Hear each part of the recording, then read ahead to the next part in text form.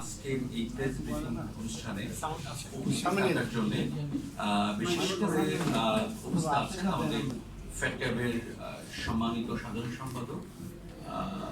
উপস্থিত আছেন আমাদের ফ্যাটক্যাবের সিনিয়র সহসভাপতি, উপস্থিত আছেন এবিসিসিআই সংস্কার পরিষদের অন্যতম সদস্য জনাব আতিকুর রহমান ভাই, উপস্থিত আছেন আজকের এই পরিচালক সংগঠন সভা পরিচালনা করছেন জনাব সুলাইমান, ফ্যাটক্যাবের সাংগঠনিক সম্পাদক সহ আজকে এখানে উপস্থিত সকল নেতৃবৃন্দ ফ্যাটক্যাবের এবং ফ্যাটক্যাবের সকল মেম্বার, বিশেষ করে যারা আজকে আমাদের এই প্রোগ্রামটাকে সাফল্যমণ্ডিত করেছেন, আমাদের সম্মানিত সাংবাদিক বৃন্দন ভাইরা, সকলকে আমার ব্যক্তিগত পক্ষ থেকে এবং আমাদের ফ্যাটক্যাব foreign admission career development consult অ্যাসোসিয়েশনের পক্ষ থেকে জানাচ্ছি আন্তরিক শুভেচ্ছা এবং অভিনন্দন। অনেক কষ্ট স্বীকার করে আজকে আপনারা এখানে উপস্থিত হওয়ার জন্য। বেসিক্যালি আমাদের এই সংগঠনটির বয়স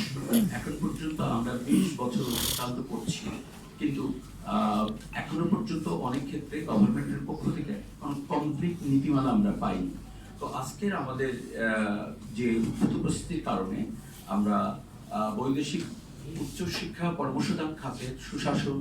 শিক্ষার্থী সুরক্ষা ও আন্তর্জাতিক মানসম্পন্ন নিয়ন্ত্রণ কাঠামো প্রণয়নের আহ্বান করছি এই সংবাদ সম্মেলনের মাধ্যমে। আমি খুব জিস্ট করে কয়েকটি বিষয় একটু তুলে ধরতে চাচ্ছি আপনাদের কাছে। সাম্প্রতিক সময়ে আপনারা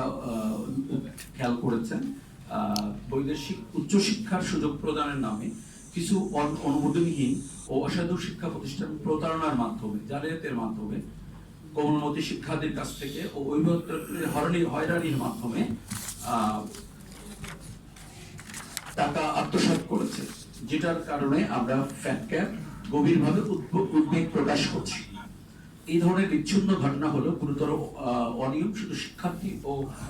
পরিবারের আর্থিক ও মানসিক ক্ষতির কারণ নয়, বরং বাংলাদেশের বৈদেশিক উচ্চশিক্ষা কর্মসংস্থান খাতের আন্তর্জাতিক ভাবমূর্তি,